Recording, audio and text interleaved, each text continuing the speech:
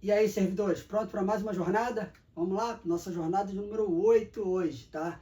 E vamos falar também de um assunto muito interessante. Hoje a gente vai dar um pulinho lá na Constituição e vai pegar uma parte dela e vai transportar aqui para a nossa aula, porque a gente vai precisar, tá? Porque o assunto vai estar lá dentro de ordem constitucional e a gente vai ligar ele aqui com a nossa matéria, tá? Como é que vocês estão? Vocês estão bem? Tá? Vamos se manter bem aí, porque a jornada e o caminho é longo até a aprovação, tá? Então, vamos dar uma olhadinha? Hoje a gente vai falar disso aqui, ó. Competência e fontes da Seguridade Social. Dois assuntos aí também bem básicos, tá? Repare que esses 10 primeiros vídeos que eu vou soltar aqui são assuntos ali bem tranquilos, bem básicos, tá? Quando a gente começar a pegar a parte de princípios, aí a parte dos segurados, dos beneficiários, aí o bicho vai pegar. Aí eu vou começar a ficar preocupado aqui. Quando eu perguntar para vocês se vocês estão bem, vocês vão ver que eu já vou estar com mais atenção com vocês.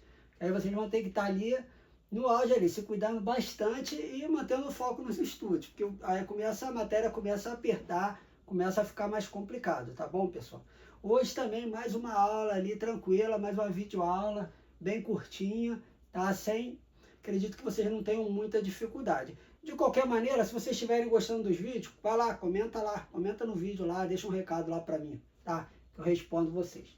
Então, vamos lá, vamos começar aqui, ó. Competência. Como eu falei para vocês, a gente vai lá na Constituição, ó. Vamos dar um pulinho lá rapidinho. Ó. Artigo 22, ó. Compete privativamente à União legislar sobre Seguridade Social.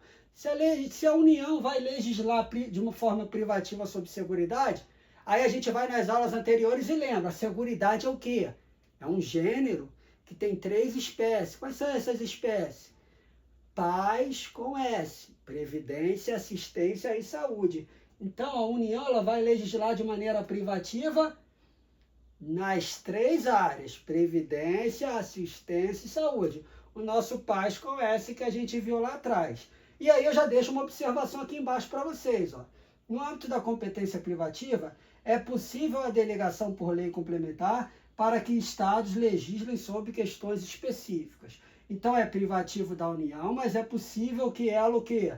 Delegue por lei complementar para que os estados tratem especificamente de determinados assuntos. Tá?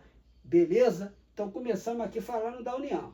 Vamos lá agora, ó. Artigo 24. Então repare, eu dei um pulo lá na Constituição no artigo 22, agora eu estou dando um pulo no artigo 24. Ó. Compete à União, aos estados e ao Distrito Federal legislar concorrentemente sobre previdência social, proteção e defesa da saúde. Então, repare, agora ele tirou lá, ele não está mais no gênero. Na competência privativa, ele foi no gênero Seguridade Social. Ó. Reparem só, ele foi lá no gênero Seguridade Social. Aqui ele trabalhou as espécies. Então, previdência e proteção e defesa da saúde. Quem ficou de fora aqui, pessoal? Quem foi? Grita aí para mim. Assistência social, não falou nada de assistência social. Então, essa é a primeira observação. Repare que no âmbito da competência concorrente, ele não colocou assistência social. Repare mais uma coisa, ó, no âmbito da competência concorrente, nós temos a União, temos os estados e o Distrito Federal, mas tem um ente federativo que ficou de fora. Qual é o ente federativo que ficou de fora? Ó, vamos dar uma olhadinha, qual é? Ó? A competência concorrente não abrange os municípios. Então, os municípios, eles não fazem parte aqui da competência concorrente para legislar sobre proteção, sobre previdência social, proteção e defesa da saúde. Tá? Então, uma observação aí importante para a gente. Então, resumindo, a gente tem o quê? A competência privativa regulando Seguridade Social, essa é da União, como a gente viu, Seguridade Social, Paz com S, Previdência, Assistência e Saúde. E a competência concorrente, que vai excluir o município, apenas os estados e o Distrito Federal, para a área de Previdência Social e para a área de Proteção e Defesa da Saúde. Tá? Basicamente é isso. Tá? Então, esse âmbito de competência é só isso. Aí a gente já arremata essa primeira parte do vídeo, tá? Bem tranquilo. Agora a gente vai falar de fontes. Tá? As fontes, o que é para a gente e quais são essas fontes. Vamos lá. Ó. Qualquer fonte de direito, na acepção formal, inclusive na área securitária, decorre de uma estrutura de poder, a qual traz a necessária garantia de cumprimento de determinada norma imposta à sociedade. Sobre o tema, temos as seguintes classificações. Tá? Então já vou parar por aqui, pessoal. Cada livro de direito vai trazer aqui dentro desse assunto de fonte várias classificações. Tá? Eu peguei aqui aquela basicona que é o que interessa para a gente. Qual é a que interessa para a gente? A que cai em concurso público. Tá? É essa que interessa para a gente. Então fui lá e peguei a basicona e joguei aqui, que é o que pode desafiar a gente na prova, para a gente não ficar perdendo muito tempo com coisas desnecessárias. Então vamos dar uma olhada aqui nessas classificações. Primeira que eu vou trazer aqui para vocês, ó, fontes materiais do direito, fontes formais do direito. Então essa é a primeira que eu tenho que ficar atento. Fontes materiais são todos os atos e fatos humanos que inspiram a criação e o conteúdo dos atos normativos. Os atos normativos vão ser as fontes formais do direito. Tá? Então eu costumo dizer que a fonte material é o quê? É o fato social, é o acontecimento. Vai acontecer uma coisa e aí, em face desse acontecimento, eu vou criar uma norma para atender a esse tipo de acontecimento. Então a fonte material é o quê? Fato social. Fonte formal do direito, os atos normativos e as jurisprudências produzidas pelo poder público, em razão das fontes materiais. Então, a fonte material, que é um fato social, ela vai ter como consequência o quê? A fonte formal.